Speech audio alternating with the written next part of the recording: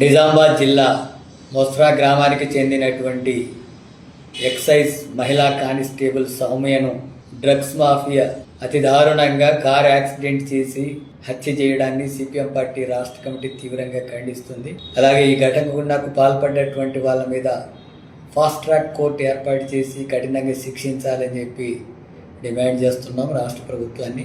రాష్ట్రంలో ముఖ్యంగా హైదరాబాదు అట్లాగే ముఖ్యమైనటువంటి జిల్లా కేంద్రాలు, పట్టణ కేంద్రాల్లో ఈ డ్రగ్స్ మాఫియా యొక్క అరాచకాలు పెరుగుతున్నాయి. హైదరాబాద్ చుట్టూ రంగారెడ్డి జిల్లా పరిధిలో కూడా చాలా ప్రాంతాల్లో వీటికి సంబంధించినవి ఇప్పటికే పోలీస్ రైడింగ్స్లో కూడా పట్టుబడ్డటువంటి ఘటనలు వస్తున్నాయి. మరోవైపు ముఖ్యమంత్రి రేవంత్ రెడ్డి డ్రగ్స్ లేనటువంటి రాష్ట్రంగా చేస్తానని చెప్పి అంటున్నాడు.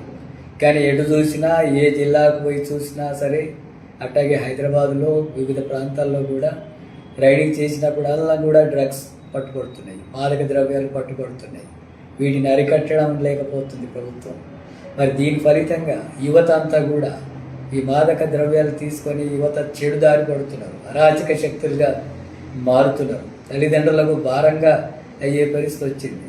మొత్తం విచ్చలవిడిగా దౌర్జన్యాలకు, మహిళలపై అత్యాచారాలకు పాల్పడుతున్నటువంటి ఘటనలు జరుగుతున్నాయి. కేవలం ఘటనకు జరిగినప్పుడు వాళ్ళని అరెస్ట్ చేసి కఠినంగా శిక్షించేటటువంటి వాటికే పరిమితం కాకుండా ఇలాంటి ఘటనలకు కారణమవుతున్నటువంటి డ్రగ్స్, ఈ మాదక ద్రవ్యాలని అరికట్టేందుకు రాష్ట్ర ప్రభుత్వం తగిన చర్యలు తీసుకోవాలి. మొత్తం తెలుగు రాష్ట్రాల్లో ఇలాంటి నెల్లూరులో అక్కడ సిపిఎం కార్యకర్త పెంచలయ్యను కూడా ఈ డ్రగ్స్ మాఫియానే దారుణంగా హత్య చేశారు.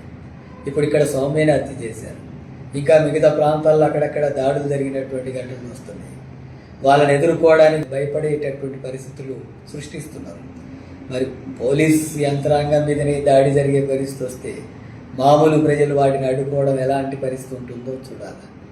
అట్లాగే సజ్జనార్ గారు, వీరు ఆ సౌమ్య యొక్క ధైర్య సాహసాలని మెచ్చుకోవడం వీటి వరకే పరిమితం కాకుండా మొత్తం నగరంలో కానీ ఎక్కడ కూడా ఈ డ్రగ్స్ మాఫియా లేకుండా వాటిని అరికట్టేందుకు కఠినంగా చర్యలు తీసుకోవాలని చెప్పి డిమాండ్ చేస్తున్నారు.